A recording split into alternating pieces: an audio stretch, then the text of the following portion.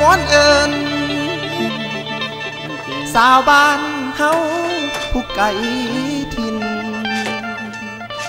ลานางเอ๋ยหากได้ยินเสียงอายเอิญให้คืนบ้านถิ่นแม่เฮาสาเด้อนางคนงาม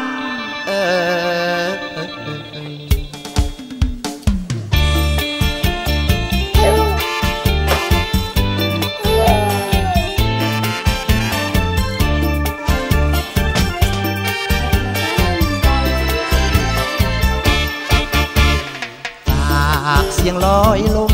ถึงแม่แอวกลมสาวบ้านเฮาผู้ไกลถิ่นเหลือน้องบ่ห่วงทวินได้ดีมีกินลืมถิ่นทานบ้านเฮาอายนี่นั่งเงาคอยทาง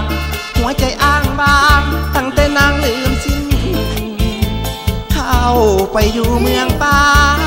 ลืมเพียงนาสัญญาสองเฮาเดี๋ยวนี้อายบ่มีเจ้าสุดง่อยเงาด้วยใจทวิน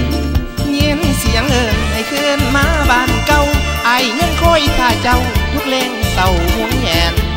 ถูกอ้างแขนมันแน่นในอุลาลืมคำเคยสัญญาตอนหักกันข้าวนั้นเยี่ยมจันลืมวันดุดดื่มเจ้าสั่งลืมตอนกินข้าวป่นกันตอนนี้น้องคงสุขสันต์ลืมสัมพันธ์บ่จำเลยน้ำคำถึงน้องจะบ่จดจำสร้างเธอเป็นคนงามอายยังรอข่าวสาวเอ่ยลาจงกลับใจถึงทินได้ยินเสียงอายเอ่ยไอ้โง่โคงเต่ามาลุงและป่าพ่อแม่ยังคอยหาหากบ่ลืมสัญญาให้อวยคืนซะเด้อน้อง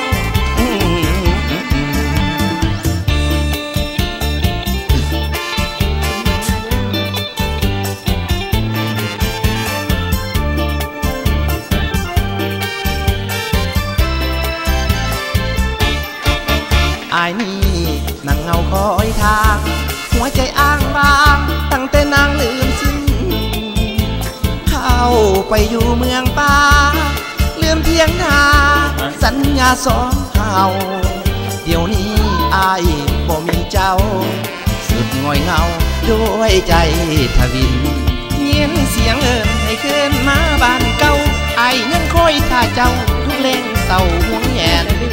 ถูกอ้างแขนมันแน่นในอุลาลืมคำเคยสัญญาตอนหักกันข้าวนั้นเยี่ยมจันลืมวันดุดดื่มเจ้าสั่งลืมตอนกินข้าวป่นกัน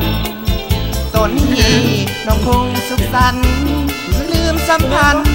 บ่จำเลยน้ำคำถึงน้องจะบ่จดจำสร้างเถิดคนงามอายยังรอข่าวสาวเอ่ยลาจงกลับใจคืนทินได้ยินเสียงอายเอ่ยไอ้โง่โคงเต่ามาลุงและป่าพ่อแม่ยังคอยหา